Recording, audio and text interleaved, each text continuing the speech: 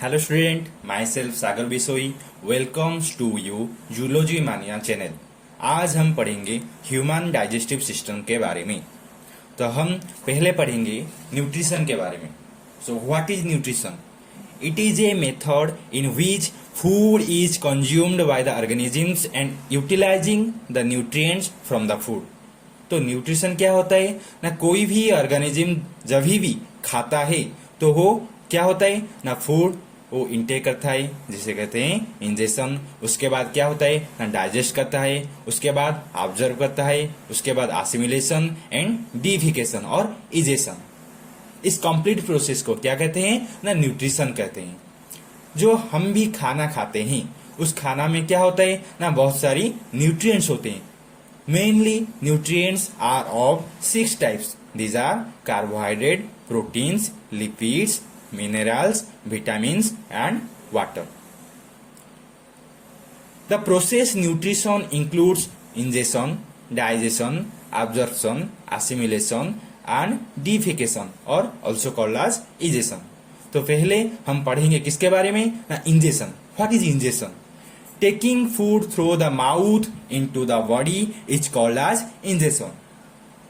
तो हम जब भी खाना खाते हैं, जब भी हम फूड इंटेक करते हैं थ्रू द माउथ, इस प्रोसेस को कहते हैं इंजेशन।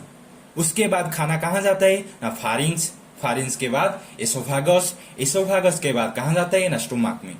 स्टोमक में क्या होता है ना, हमारे स्टोमक में HCl and digestive juice secrete होते हैं, तो हमारे खाने में ये सारे मिल जाते हैं। उसके बाद क्या होता है ना, ये खाना बोलस बनकर कहाँ जाता है ना, स्मॉल इंटेस्टाइन में जाता है। तो स्मॉल इंटेस्टाइन में क्या होता है ना, कंप्लीट डाइजेशन प्रोसेस होता है। So what is digestion? Breaking of complex molecules of food into simple and small molecules is called as digestion. So what is digestion ना, डाइजेशन में क्या होता है ना, हमारे जो कॉम्प्लेक्स मॉलिक्यूल्स होते हैं खाने का, ये क्या होता है ना, स्मॉल मॉलिक्यूल्स में कन्वर्ट हो जाते हैं, क्योंकि हमारे जो खाने का कॉम्प्लेक्स मॉलिक्यूल्स को बॉडी ऑब्जर्व नहीं कर सकती है।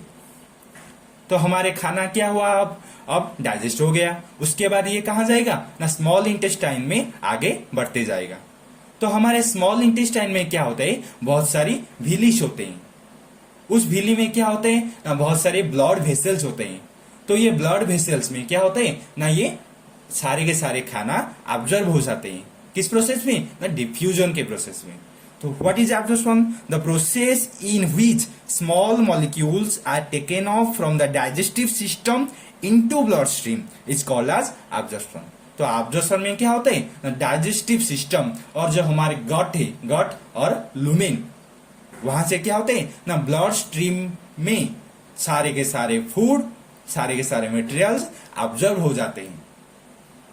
तो उसके बाद क्या होता है ना, उसके बाद आता है assimilation. So what is assimilation? The process in which all the cells and tissues in our body pick up the required amount of nutrients from the body or body fluid. It's called as assimilation. तो what is assimilation? ना assimilation में क्या होता है, जो सारे के सारे सेल्स हैं, टिश्यूज हैं, ये सारे के सारे क्या करते हैं ना, ब्लड फ्लूइड और ब्लड से सारे के सारे रिक्वायर्ड अमाउंट्स ऑफ न्यूट्रिएंट्स को पिकअप करते हैं। इस प्रोसेस को कहते हैं क्या, एसिमिलेशन। उसके बाद क्या आता है ना, इजेशन। जो भी खाना बच जाता है और अनडाइजेस्टेड फूड होता है, वो सारे के सारे क्या होता है ना, एक्सट्रैक्ट हो जाते हैं और एलिमिनेटेड हो जाते हैं। कहां से ना, from body. So the process in which residual undigested food is extracted or eliminated from body is called as defecation और egestion. तो ये है कंप्लीट प्रोसेस किसका, न्यूट्रिशन का। उसके बाद हम पढ़ेंगे types of digestion. So it is of 2 types, that is intracellular digestion and extracellular digestion. तो हम क्या करेंगे ना, इंट्रासेलुलर एंड एक्स्ट्रासेलुलर के बीच में डिफरेंस निकालेंगे। तो पहला पॉइंट क्या है ना, intracellular digestion occurs inside the cell. ये किस में होता है ना, यूनिसेलुलर ऑर्गेनिजम्स में होता है, यानी कि एक कोशीय प्राणी में होता है। Extra cellular occurs outside the cell in lumen or gut. Extra cellular digestion कहाँ होता है ना, मल्टी सेलुलर ऑर्गेनिजम्स में होता है, यानी कि बहुकोशीय प्राणी में होता है। इनका क्या होता है ना, डाइजेशन के लिए अलग अलग ऑर्गन्स होते हैं, जो कि है लुमेन और गट। सेकेंड पॉइंट क्या है ना, food vacuoles formed in intracellular digestion. क्या होता है, सारे के सारे फूड जब इनटेक होता है, इंजेक्शन होता है, उसके बाद क्या होता है, ये वैक्यूल्स फॉर्म करते हैं। पर in extracellular no food vacuoles form. Extracellular में क्या होता है, फूड वैक्यूल्स फॉर्म नहीं होता है, क्योंकि इसका अलग अलग ऑर्गन्स हो। थर्ड क्या है ना, फूड डिफ्यूज इनटू साइटोप्लाज्म। क्योंकि इसका अलग अलग ऑर्गन्स नहीं है, इसीलिए सारे के सारे फूड कहाँ डिफ्यूज हो जाता है ना, साइटोप्लाज्म में। पर एक्स्ट्रा सेलुलर डाइजेशन में क्या होता है ना, food observe into body fluid that is lymphoid blood. तो हम पढ़े थे, जब ऑब्जर्वेशन में हम पढ़े थे, क्या पढ़े थे कि हमारे जो विलिस होते हैं, उस विलिस में क्या होता है ना, स्मॉल ब्लड वेसल्स होते हैं। तो सारे के सारे फूड कहाँ ऑब्जर्व हो जाते हैं ना, ब्लड में।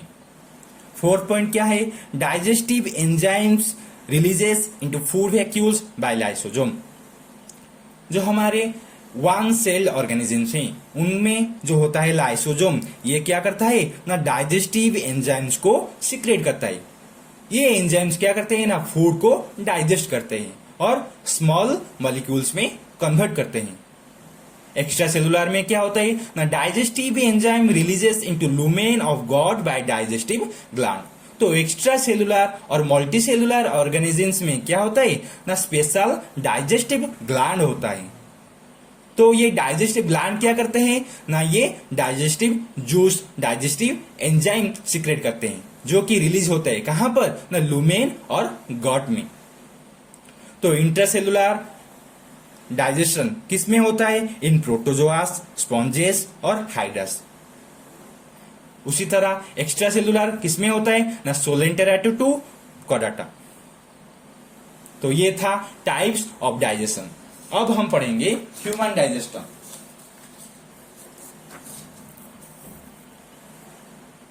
Digestive system of human includes mainly two parts, that is alimentary canal and associated glands. तो alimentary canal में क्या होता है, it is a long coiled tube. It starts from mouth to anus. Diameter of different region varies.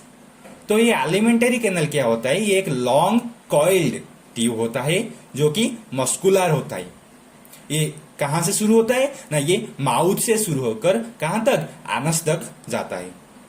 इसका जो diameter है ये different reason में वेरीज करता है। जैसे हमारा सबसे वाइडेस्ट एलिमेंटरी कैनल कहां पर है ना, ये है हमारा स्टोमक। इट कंसिस्ट, फर्स्ट क्या आता है ना, माउथ। उसके बाद आती है बकल कैविटी और ओरल कैविटी। उसके बाद आता है फेरिंग्स। उसके बाद एसोफागस। उसके बाद stomach, small intestine, large intestine, rectum and में क्या आता है, एनस। वैसे ही हमारे यहाँ एसोसिएटेड ग्लैंड्स भी होते हैं, जो कि डाइजेशन में हेल्प करते हैं, जैसे कि liver, pancreas, parotid gland, sublingual gland, submandibular gland and digestive gland. Digestive gland कहाँ होता है ना, हमारी स्टोमक में होता है। तो parotid gland, sublingual gland and submandibular gland commonly called as salivary gland, जो कि सीक्रेट करते हैं सलाइवा।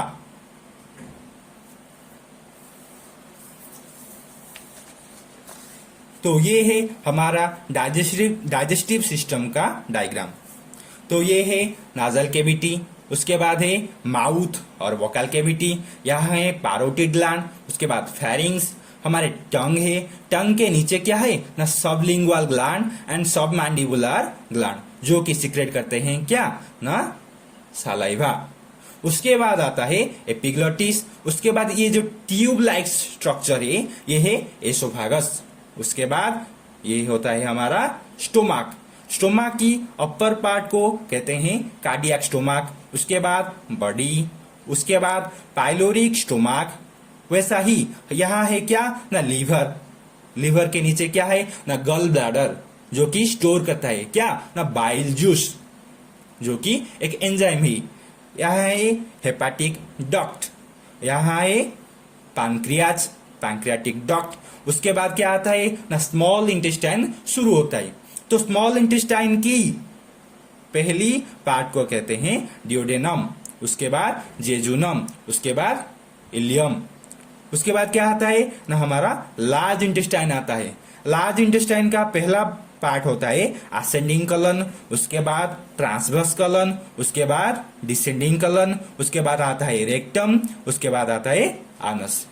यह है अपेंडिक्स जो कि हमारा वेस्टिजियल ऑर्गन। तो आज के लिए इतना ही, और जो भी कुछ बच गया हम नेक्स्ट वीडियो में पढ़ेंगे।